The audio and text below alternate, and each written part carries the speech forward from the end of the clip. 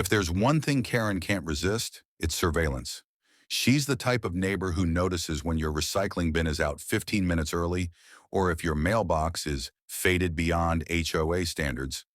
But lately, she'd taken her neighborhood monitoring to a whole new level, photographing my pool. I first noticed the camera lens peeking through the bushes one Saturday morning. I was sipping coffee, watching my dog chase a leaf across the patio, when I saw it, a small glint of metal between the hedge slats. I walked over to investigate and caught a glimpse of Karen's unmistakable visor disappearing behind the fence. The next week it happened again, only this time I saw her, phone up, aimed squarely at my pool. "Karen," I called. "Taking up photography?" She froze. "Just documenting HOA violations." "Which ones?" She hesitated. "Improper flotation devices." I looked at my pool. One inflatable pizza slice and a flamingo cup holder. Criminal. It continued for weeks. Early morning snaps, midday peaks. I even caught her crouching behind her mailbox with a DSLR like she was shooting for National Geographic. Suburban edition. I considered filing a complaint, but then it hit me. If Karen wanted to be a photographer so badly, I'd treat her like one. So I hosted an art show. I went through my security footage. Thankfully, I had outdoor cameras. Took screenshots of her taking pictures and recreated the scenes using my own phone. Same angles, same pool float positions, even the same weather when possible. I downloaded public domain frames to mount the photos and gave them dramatic titles. Observer at Dusk, Karen squinting from her porch. Pool Surveillance Number 3. A close-up of her camera lens between hedge leaves.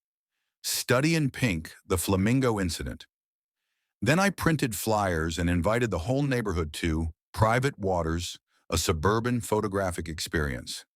An exploration of privacy, curiosity, and inflatable pizza. Saturday, 6 p.m.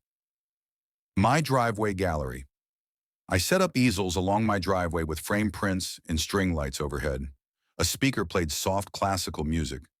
Neighbors arrived in flip-flops, sipping wine coolers and chuckling as they took in the exhibits. Karen arrived too, red-faced, arms crossed.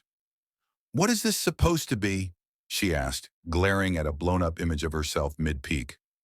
"Your work," I said. "Thought I'd help you debut your collection. It's gotten quite a following." "You're mocking me." "Not at all. I'm celebrating community art." The crowd seemed to agree. People snapped photos of the photos, complimented the tongue-in-cheek humor, and shared their own stories of being watched by Karen. She left early, quickly, muttering something about defamation, but I knew I was in the clear. After all, I only used pictures of her taking her own pictures. After that, the photography mysteriously stopped. My bushes rustled a lot less. Karen's camera stayed holstered. And as a bonus, several neighbors asked if I'd do another gallery in the future. Now, every time I float in my pool, I can't help but grin. Not because of the peace and quiet, but because Karen made me an artist, and I turned her surveillance into the hottest ticket in the cul-de-sac. Sometimes revenge isn't loud or cruel. Sometimes it's beautifully framed, softly lit, and open to the public.